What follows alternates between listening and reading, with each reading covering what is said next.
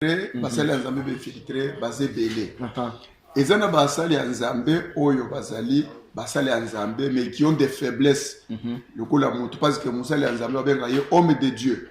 Homme de Dieu ça veut dire kaza mutu aza pe nzambe. C'est que je dis ezali si quelqu'un se croit être inspiré ou révélé ayeba ke o tozolo be uche pa na nzambe. Donc je ne permets pas une femme d'enseigner ni de prendre de l'autorité sur l'homme. La ibiso moko ba potre ezala enange utilola ezala mutu moko muteyi prophète mutu abikamu abotami quelque part. Soki mutu moko ayena simona biso annoncer bino évangile mususu ou ezali ko s'écarter de évangile o ya Yesu Christ toteyi bino mutu wana alaka mamabe. Mandela yoboko ho yolele yoboko ho yolele yoboko ho mandela yoboko ho. Merci beaucoup. Bonjour, bonsoir. Naba Oyon Subalandaka Congo Maximum.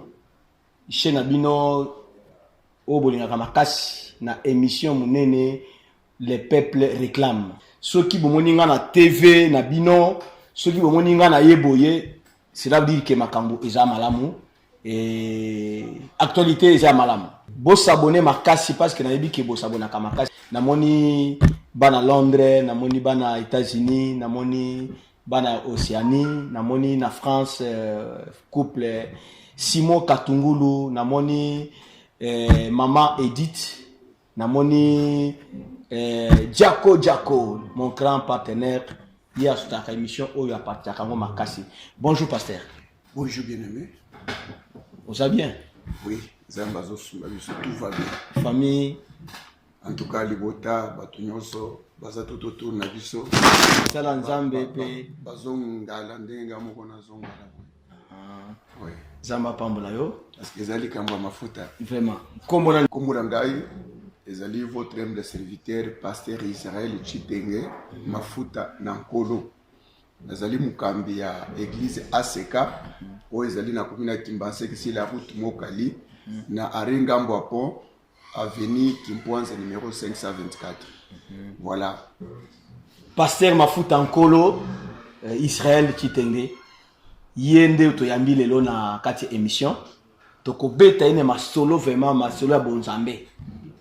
Masolo ya bonzambe toko beta masolo vraiment, je pense vraiment à ça wana. Po bino bo yebisina ke boya mbela biso ba pasteur o ba yebi makambo nzambe. Po ba infiltrer baza ebele. Je pense que tu découvrir à cause de la paix infiltrée, tu es bien monté, mais tu découvrir awa. Bien nanga, tu découvrir bien nanga, makambo vraiment il y a oya yenango. Et avant to yambaye, to beta masolo, voilà nos éléments wana. La manière dont je vous prêche, Jésus-Christ. Je vous montre Jésus-Christ afin que vous le connaissiez et que vous vous révoltiez, que vous le recevez afin qu'il devienne votre Dieu. Donc, la foi vient à partir de la parole. Comme vous êtes venus au Seigneur, je vous parle de Jésus-Christ. Et lorsque vous le recevez comme votre Seigneur et votre Sauveur, vous le verrez dans vos vies. Je vous dis, enfants de Dieu, il n'y a aucune chose qui dépasse la présence de Dieu. Le diable combat la présence de Dieu. Amen. Amen.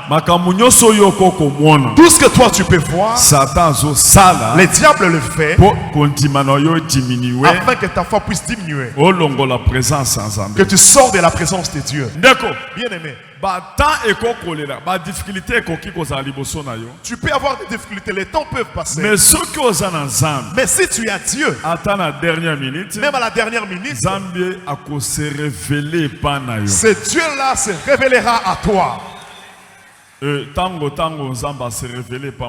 lorsque Dieu s'est révélé à Moïse, il donna la mission de faire sortir le peuple de Dieu en Égypte afin qu'ils aillent dans la terre promise. C'est la mission que Dieu nous a conférée, de vous faire sortir dans le monde, de vous faire arriver auprès de Jésus-Christ pour que vous receviez la vie éternelle. C'est la terre promise.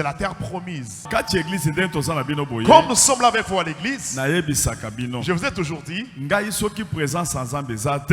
moi, sans la présence de Dieu, Na côté ya pété. je ne vais pas prêcher. Parce que nga na te ya kana connaissance na ngate. Parce que je ne prêche pas dans ma propre Na connaissance. te ya kana ainsi dit l'Éternel. Je prêche dans les cieux de l'Éternel. Ba pesa kanga thème na nzambe. C'est Dieu qui me donne les thèmes. Aza orienté nga makambo na zo yebisa bino. C'est Dieu qui m'oriente sur ce que je vais vous dire. Na te ya kana expérience te. Je ne prêche pas par expérience. Donc on a lingaka présence sans nzambe. Donc j'aime beaucoup la présence de Dieu. Ça va beaucoup kolanda élément. Et ça élément munene homme de Dieu évangéliste Claude Kabunyale ça. Azo continuer à copier ça ba conseil. Azo continuer à composer ba fondement pour émission nanga isa fondement. Fondement c'est la doctrine de Dieu. Ce qui fondement vraiment ils a vraiment renversé vraiment que feront les justes. Dès qu'on voit émission il y a émission.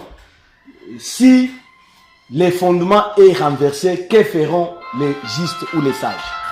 Pasteur, Oui. où tu peux se présenter à Seka Mokali, côté ni Commune à Kimbanseke. commune à Kimbanseke.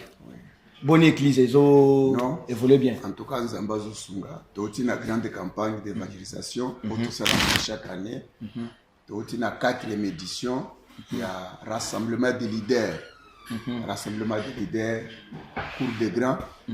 Donc, ils avaient mis tout ça là, tout ça, leader, c'est-à-dire que leader. Leader politique Non, leader dans tous les domaines. ou bien leader ya Masoro ya Mbongo. Leader chrétien. Ah oui, oui, oui. Tout ya Masoro Mbongo parce que d'abord chrétien c'est leader. Dans le moment où nous Christ c'est que nous sommes appelés ya kulakisa nzela. Leader eza muto alakisa kanzela. Alors biso ilongo na Yesu nous sommes appelés ya kufungula banzela. Bisika babala kate biso tobali. Bisika ba voyager kate biso to voyager. Bisika batonga ka banda côté biso ilongo na Yesu totongi. Lero yozo tonga c'est fini ofungoli nzela ba ope ozo simana ba otonga. C'est pourquoi nous sommes les leaders avec Jésus. Nous ferons des exploits. Quand je fais des exploits, c'est-à-dire que il faut pas profiter. L'exploit, wana balanda penzela o yangai. Voilà un peu rassemblement des leaders. J'allais tout ça comme campagne. Na souvent na terrain matalatala, to yaki pe na triomphale wana. Juste après, veiller na bino ya liboso ko salaka ya triomphale 1. Ils sont peut-être aux akisi marabino wana. To betaki rassemblement des leaders. C'était aussi notre 2e édition série triomphale. Alors, Tobenga au rassemblement des leaders, c'est que tous ont invité Batunyo Soyo, Obima na famille Oyo, Baboya Kemutako Saraboite, Yo Longo na Yesu, il faut oser la leader. Bisika ba Pekisa Bato, Fikisa Bato, Sukela, Yo il faut pas sur la place. En tout cas, merci beaucoup, Pasteur. Pasteur, Namoni, on lui m'a cambobelé, rassemblement des leaders, on lui m'a cambobelé, belé. Où tu vas? Oui, où tu vas puis où tu vas puis pasteur parce que bah infiltré bah ça est belé papa bah infiltré bah pasteur infiltré bah ça est belé où tu vas bah pasteur infiltré bah ça les nzambe infiltré bah c'est belé ezana ba sali nzambe oyo bazali basali nzambe mais qui ont des faiblesses le coup la mutu parce que musali nzambe abenga ye homme de Dieu homme de Dieu ça veut dire kaza mutu aza penzambe azana bumutu azana makilana mai bozambe pezana kati donc mutu atika mais bozambe des autres dominer makasi oui c'est ça non bozambe faut dominer parce que bible zo bakendili n'est parfait très bien ça dit d'une façon générale musali nzambe a nzambe te a mutu ata osalinde nini okoma nzambe te il y aura toujours babilo komike mike soit bakanda soit bakolula soit balukuta soit baboye une façon si ya ko différencier na nzambe alors ça n'a rien à voir na peut-être faux faux ce sont des bateaux Yesu azoro bakena tindibino parmi des lourds ravisseurs. Très bien. Des lourds ravisseurs, ce sont des gens au bamisali. Bamisali basali nzambe pendant qu'en réalité baza basali nzambe te. Selon ce qui est écrit que le diable se déguise en ange de lumière. Très bien. Vous savez quoi? Abimi lokola ange de lumière, abani pe kosala miracle. Même Yesu azoro bakeno il y aura déjà bakoya na kombo nanga bakobenga na ba demo bakosala miracle, bakosala boy. Mais bakosala yanga ite. Mais ce que miracle o bakosala wana. Bakosala ngona makasi ya nini makasi ya diable donc c'est pour le moment nata tozali awa pona koyeba qui est vrai qui est faux alors il faut nzamba fungola mais kasi yo tu as ngai nazali tu as papa nazali vraiment produit. Il faut être reconnaissant dans la vie. Naza passé à Seka. À Seka, ils ont une grande communauté où vraiment ils ont un poids na kati na mboka oyo en particulier partout dans le monde. Na ville à Kinshasa. Ils allaient diriger na évêque Pascal Mukuna qui est vraiment le numéro 1. Il y a où nazo pesa yembo te place azali. Azali vraiment le patron. Il y a éveil patriotique. Patriotique, oui. Il est aussi le patron de l'équipe à Renaissance. Il est aussi le patron de la grande communauté ACK. Vraiment, on a apprécié un beau mingi. En tout cas, papa, Nzamba Pambola, évêque Mukuna, Nzamba Pambola, vraiment. Vous savez, vous savez qui yango yo. Oui. Tout ça, la moi, non, parce que na ba tuna ki yepo auti wapi, parce que bana mususu ba utaka ba sheke bazaka. Vraiment. Nzamba Pambola lokola vraiment na moni produit no isa awa. To kobeta na masolo. Oui. Donc ngana za mwana ACK. Donc na botami na makolo ya François Mutombo, voici l'homme. Tous allez wana. Parce que François vraiment Nzamba Pambola yo. Bandalungwa. Alors, intercession, j'ai fait des années. Alors, même pendant comme Moussali Azambé Aseka, les qui facilité, j'ai fait plusieurs années d'intercession. D'abord, comme Mundimi, Boutumo Imata Kita, n'a eu vraiment ta ya cause de formation, ya cause de la blindée, ya cause de l'équiper, ya cause de la dépôt, des siko de Rengonga Yanzambé Bimi, et Koki Ndenzamba Bimi Singasiko.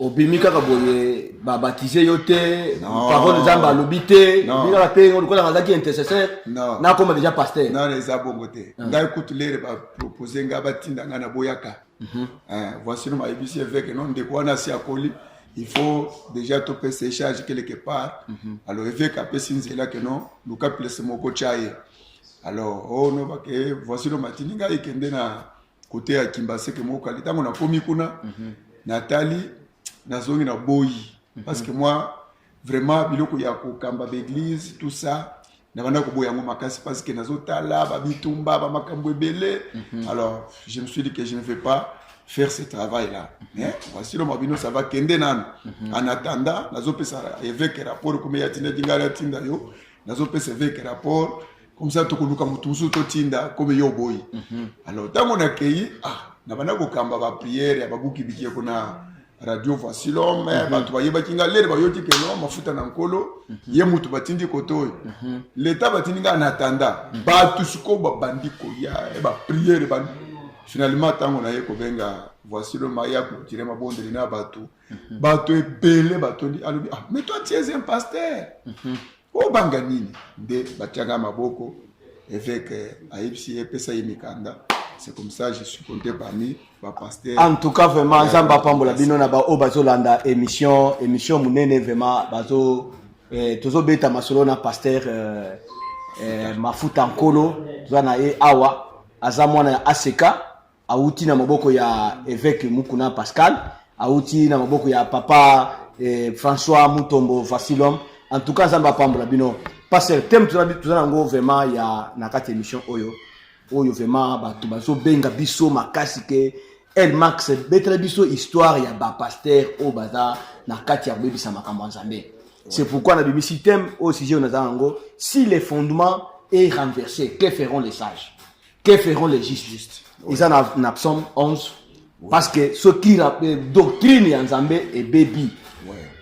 Doctrine ya nzambe et baby bato ba komi vraiment on va bien na terme ko boye mafuta na kati ya mai na kati ya mafuta to ba komi combien de paroles de Dieu comme ballon comme bonbon na basa na nzamba mikolo yo vraiment au koloba ni position écriture ya ngomoko ezali ko beta cete ezopesa déjà solution na likambo yo lorsque fondement est renversé ba juste ba se retirer c'est dire quoi il faut se retirer bisika nyoso biso sortir du milieu de lorsque mi kuto za bisika moko okendaki olandaki likambo na nzambe na oye kokuta ke likambo na nzambe ngo olandaki eza lisusu te komi makambo mususu na se makambo mususu na se za makambo nini makambo mususu na se vous trouvez que na bisika wana Jésus-Christ n'est plus Seigneur et Sauveur wala zelo kwa libos parce que na mukanda ya Galate Paul azolo bake sima ya kote ya bande kwa Galate azobakisa ke ezala ibiso moko bapotre ezala enange autilola ezala mutu moko mutei prophète mutu abikamu abotami quelque part soki mutu moko aye na sima na biso annoncer bino évangile mususu oyo ezali kosekarte na évangile oyo ya Yesu Kristo totei bino mutu wana alakama mabe.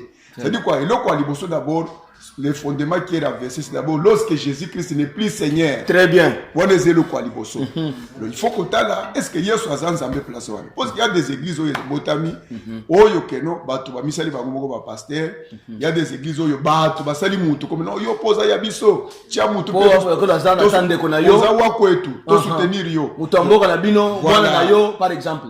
Ndeko na yo, moninga na yo, tanga na ye. Vous savez quoi, ok, yo pe oza kami moloba kabi oza na l'art de parler, oza na éloquence. Comme ça yo pe tia mutu to ko soutenir yo. Oza pelete. Donc obengama na Nzambe te. Très bien. Alors, il y a des pasteurs oyo tolobi ke basali bango ba pasteur ba misali bango moko.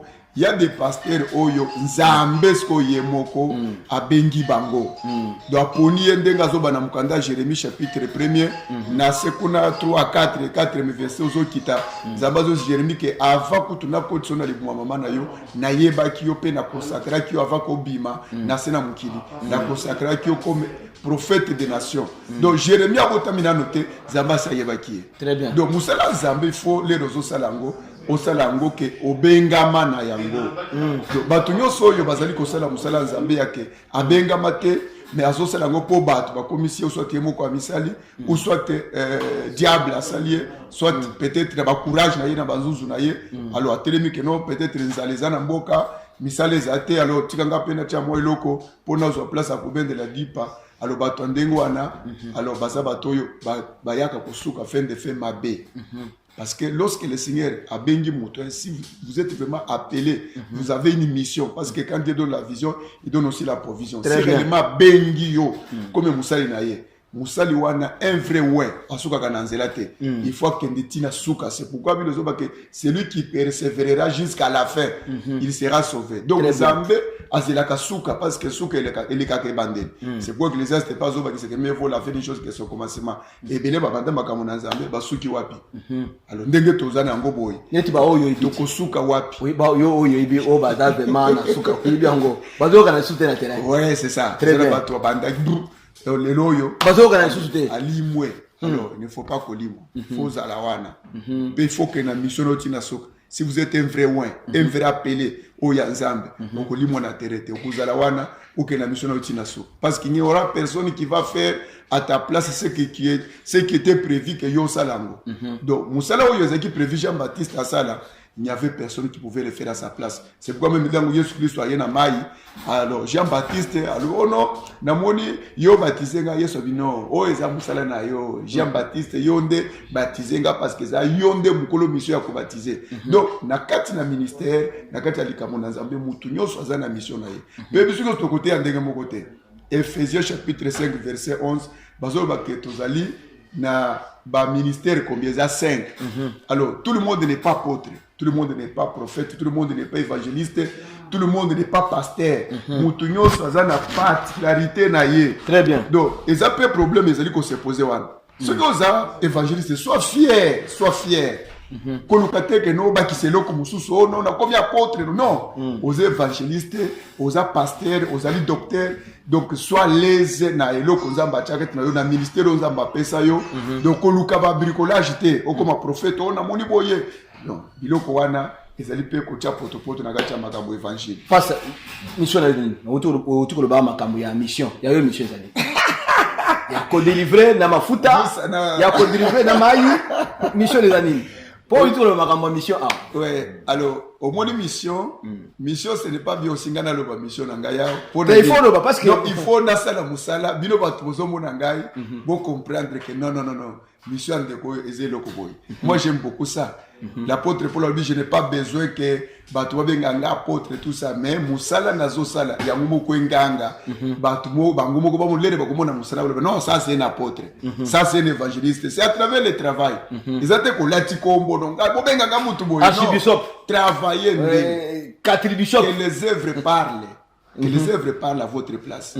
Il ne faut pas qu'on late ba kombo. De sala musala et aussi dans le ministère il ne faut pas kozwa kombo yo ba père spirituel ba pesiote ceux qui aux évangélistes fondement vraiment père spirituel na yo aloba ke okomi pasteur okomi apôtre okomi évangéliste okomi prophète mais ça te que bolalo la mukiyo moko s'autoproclamer ni ngana za mutu boye non ça c'est de l'anarchie na kati lisolo na nzambe nde biloko yango ba kasi yayo mission ezali pasteur yayo mission ezali yayo mission ezali pasteur parce que otu ko ba awoke mutamutala mission na nzambe pesi yayo mission ezali na kati ya ngana ko sepela na travailler nan avec attends dans la mission te oye kaka po ye moni ndenge na zaboy na ko loba qu'il y a des dons il y a des grâces qui se manifestent tango nazo témoigner Christ na ba mateya na ngai nazo mona ba maboma bazobika nazomona ba malade bazobika nazomona pe ba campagne d'évaluation minene ya battere et bani ko salema donc nakoloka nazwa kombo moko boye ta mususu lobi peut-être na oyo eloko na kozala nano eloba mite nano se manifester parce que même Jésus tango abotami abandisi kazaki mwana ti 30 ans asalaki eloko te alors asana ni ce que otunie question wana des fois qu'on répond to ba jusqu'alors yo mission zamba pesi yo oyebi yango te non na yebi yango mena ko zamba yebi te fo no bango parce que toyeba ke pasteur wana zamba tinde na mission ya boy soit ya découvrir ya ki pasteur ko délivrer ba tout il faut besa ba tout délivrance zo salem et pas na ngai nazo mona ba to zo kangulama ba to zo fungwama pe na zakana grâce mo il faut ko imiye ba grâce ni nozana ngo mais ko ministère ngana zanango na kolo banana ngo te nakolo ba ministère na ngate to bien avoir pasteur non pasteur parce que il y a pasteur parce que ozana ba brebis aux encadrés c'est ça aux pasteur très bien alors mais c'est peut-être ce n'est pas ça ton ministère ozana loko mususu eza pasteur très bien alors au cause la paix ozali ko peut-être erimoko kozwa ba message à bato cela ne veut pas dire que oza prophète non très bien parce que nzamba ko peso vision à peso dengue jouer la zone dans les derniers jours je répandrai mon esprit du color si tout tient oui ba jeune ba vision ba prophétiser ba hier ba kolota bandoto très bien alors biloko wane ko se manifester mais mutu moko akoporter ba ministère mi balimisa to ye moko te ozaka neloko moko ba grâce peut se manifester tantôt tu travailles comme un apôtre comme un évangéliste comme un pasteur mais na biloko nyoso wana ozana eloko moko salaka plus mieux que nyos c'est ça ton ministère en tout cas vraiment bozolanda pasteur ndenga zoloba azoloba na vérité nyoso que kozala vraiment oyeka oyo 4 bishop 3 bishop 5 bishop to ba yo moko wana na ba kombo belé te il faut ozala vraiment na carré na yo pour ceux qui ont le carré na yo lobi makambo vraiment ozamba ebisote vraiment ozali banda ya on trouve que les fondements est renversé parce que doctrine ya Jézabel et beti awa kake na kata mboka en tout cas mwana mwasi azoteya bazondi mafuta huile d'olive toba na sokola yo na mai yakala tokele na yo na nini na sokola na mai 3 fois makambo ebele pasteur ozoloba nini na kati wana ezaba pratique anticonstitutionnelle c'est vrai ezaba pratique moko o ezali na kati na doctrine ya Christ te parce que balobi l'église mwana mwasi azoteya l'église est fondée tout ou tout le verset moko awa ke dans les derniers jours j'ai pendé mon esprit sur tout ça ouais le muto aloba albengo bango bazobeta ba équipe to église wana bazobeta c'est dans ni wana yo kan éclairer expliquer nga papa écriture elobi que l'église est fondée Nicolas a enseignement sur les enseignements des apôtres et les prophètes. Très bien. Jésus-Christ lui-même la pierre angulaire. Ça veut dire quoi? Attends tu peux ce passage à la Bible ceux qui te bengami ba chrétien il faut to marcher na trace à Christ. Très bien. Bon, tout à l'heure dans Christ na exercice à ministère na ye. Moi si ni a chaki ate. Moi si ni atonga ki église. Te parmi ba Priscille bazaki wana na ba Marie de bazaki wana. Te bazaki wana bazaki na kata Eve. Ou tout même mukolo ya Pentecôte quand le Saint-Esprit est descendu, ba Marie mère de Jésus, ba Marie de Magdala, bande kunyo sona ba ngope bazaki Saint-Esprit. Les mêmes jours que ba Pierre. Mais au monde place ba tongi l'église. Au monde bisika ba temi bandi côté non. C'est-à-dire que loko nyoso il faut ezala na mulongo na ngo. Yango ya tabande kuna biso ba mupe malgré to le bagala bango biloko mususu yo so muni mamelo atrebi ke lelo paye mutu ko Des fois batanga la Bible. Oh sangu yo. Batanga la Bible. Batanga la Bible. Batanga la Bible. Osala ba messe le lopez a tour ya. Ba maman melo batanga la Bible papa. Batanga la Bible. Baza déjà la carte ya Eve du Seigneur non. Donc jamais mamelo asala messe que le lo mamelo pe chef ya ba mamelo ye paza bishop munene poso kamba ba mamelo ebele. Oh le lo ye pe muto so kamba messe ezala kate. Basala kawana basolanda ordre. Donc tala Yesu Kristo ye moko a préféré même acha Judas mutu ya biente. Alors parmi les 12, au lieu que maman moko ya bien acha pe wana asala pe ministère, mais tu as préféré acha Judas mwana mobali qui était d'ailleurs traître. C'est vrai. Yesu andimiye comme un apôtre, au lieu longola ya acha ta mère moko wana oyo ke asala pe parmi les 12 apôtres, o ba nini bazaki na fondation ya église primitive. Kasi bango bazo dépendre na verset wana otukolo wana yo moko otukolo bawo. Non. Bango bazo défendre. Abike fo mwana mwasi abeta pe masolo. Non, en tout cas. Amene aboki nguya batu bakoyi Bible ezo pasana. Les ministères ya mwasi na kati ya Bible na Nouvelle Alliance et la kate. Dieu Seigneur d'ordre. L'apôtre Paul dit quelque part que si ce que je dis si quelqu'un se croit être inspiré ou révélé, donc je ne permets pas à une femme d'enseigner ni de prendre de l'autorité sur l'homme. Il y a aussi un phénomène bizarre où ils disent qu'on a quatre églises, surtout il y a Congo. Moi j'ai fait un thème comme ça, on a une campagne d'évangélisation sur un terrain. Thème qui m'a foutu en colo fait connaître à l'église du Congo les abominations. Les abominations. Alors, dans l'église à Congo, nous avons fait biloko belé zambala qui s'est ngai o ezali ko étouffer Saint-Esprit, o ezali ko étouffer même efficacité nguya ya église na kati ya Congo. Église ezali na ACK ba makamasi atete. Non. Donc église ya Congo est étouffée. Dengue église bandaka na modèle za sikoyo. L'église lelo même to komi ko ba fondement renversé. Ça dit que l'église lelo ozokuta na kati l'église parce que la zabi bazomela masanga. Au Ephésiens zolo bakene vous enivrez pas de vin, c'est de la débauche. Soyez au contraire remplis du Saint-Esprit.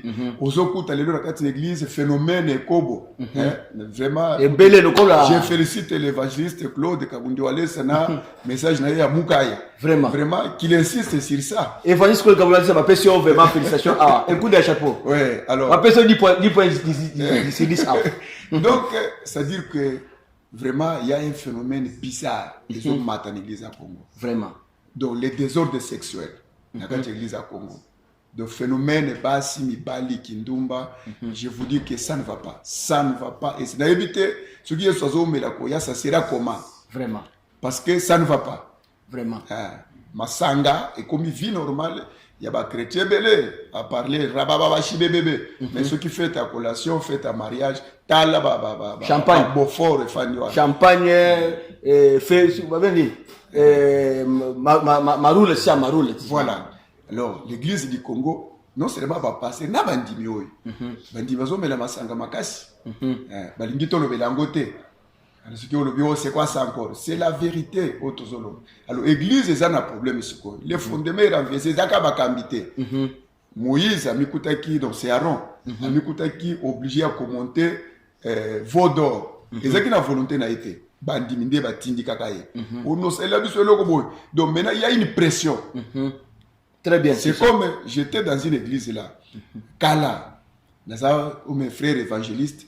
Alors, pasteur l'église, on a un peu de moi, batour, frère, tout ce qui va servir, missa, tout ce qui mine comme ça. Alors, c'est service chaque moutonio, son colo, moko teyaka. Ce que tu aussi, ici, bah, chepe qui tombe là, bah, tu vas pas embolio. Alors, baninga na biso, dans ce qui n'a pas moussou qui a télémi, les locaux pambolama, les locaux mon miracle, yamba yango, take it, receive. Ce qui a sali bongo, comme on a battu, yeba pese bambongo. Dans ce qui a inde ko banganzambe. Bande ko ce qui na silisi, yanga qui tombe ba ko chelo côté. Vraiment. Alors, il faut ça la chaque fois comme qu'il dit moi ce qu'on a mis tunizam ce qu'on a tika bagabo ko banganzambe ngapela ba receive kasi. Vraiment.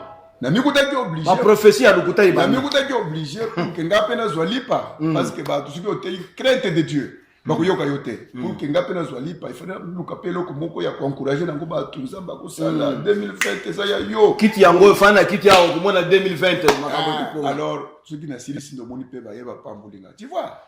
C'est comme ça que toujours fondement d'influence ya politique doctrine ya Nzambe vraiment influence ya bandimi ndenge mokili ezokende na suka ekozala pasi yango omoni ntango Yesu azokende bino ezobaka ntango akozonga eske akuta lisusu kondima na mokili parce que mokili sikoyo bilembo ya fin du temps yango tozovivre donc mabe ezokoma malamu ezokoma mabe donc motema mabe ekoti église ekoma ya banko okufi c'est fini tonyati toleki etali biso te. En tout cas vraiment émission kitoko makasi vraiment na musala Nzambe azobimisa na moni ke vraiment azana dépôt ya makambo Nzambe mais na moni technique amwe ko biso ke vraiment minute ekomi na suka mais tokobenga vraiment homme de Dieu tokobeta ne masolo makasi par rapport vraiment ya fondement par rapport à doctrine vraiment ya Nzambe oyo ebebi na kati ya église corps de Christ. Homme de Dieu. Oui. Lobasuka vraiment na moni ba bien ko bien ko. Merci beaucoup. Non, Lobasuka tozali na musala na ya 30 jours na seka Kimpoise 524 route Mokali arenga Mbwapon na commune ya Kimbaseke tozali na musala 30 jours. Tolobi kete menango ezali les combats sur l'accomplissement de tes promesses.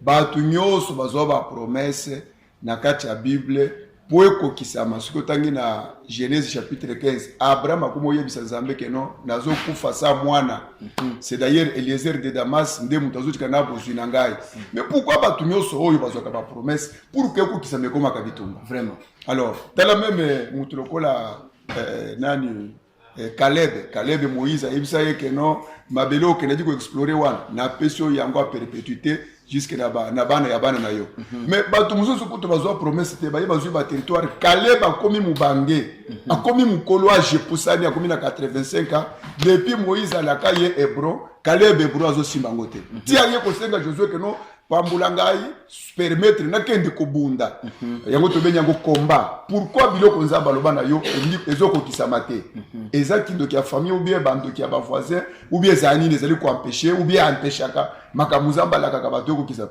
Abraham qu'est-ce qui a empêché que makamuzamba loba ki na ye depuis kala o comme appelle des multitudes okobota mwana donc ezaka le lobi ti Abraham a vieillir moi c'est à vieillir.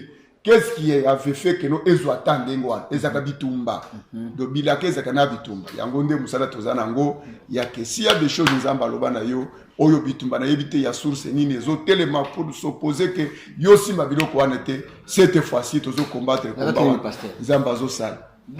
Non, nous sommes déjà en plein service mais clôture nango ekozala du jeudi 26 au dimanche 29 ya mois ya mars ya 2020. Numéro na pasteur pour bato ba poser la besoin na yo pour na ba prière pour na ba partage. Merci. Mafuta Nankolo, votre humble serviteur. Mon numéro c'est 091 0416 644. 091 0416 644. Donc adresse pasteur. Oui, nous sommes sur l'avenue Kimpoanza numéro 524 route Mokali à Rengambwapon dans la commune de Kimbasek. ACK Kimpoanza, voilà. Ça date 2 personnes, 3 personnes, Mbote ba oyo da. Non, Mbote liboso ezali na représentant légal, il y a grande communauté ACK avec Pascal Mukuna. Vraiment nzamba sungaye na éveil patriotique, musala munene ya kula musa conscience aba congolais, onzambe na ya lubina ya sala. Mais oh toyebi ya chose papa wana azakani loko abandaka o yesuka na nzela te sikia bandili kambu fo ekentina suka je donne bonjour ba Mbote belé na mentor na ngai oyo mon conseiller le pasteur François Mutombo Voisilom. Je donne bonjour à mon épouse et à tous les serviteurs oyo ya ACK Kimpoanza 524 oyo bazakananga butumo ine balobaka derrière chaque homme fort il y a aussi des hommes forts simanaye donc muto makasi à cause de jamais yemo ko sika zapena bato makasi na simana ye. Que Dieu bénisse tous les serviteurs de ACK Kimpoanza. En tout cas merci beaucoup vraiment. En tout cas merci. Tokoyamba pasteur lisusu quelque peu koyamba lisusu parce que makambo eza ebele. En tout cas bye. Mandela yebo ho yolele yebo ho yolele yebo ho Mandela yebo ho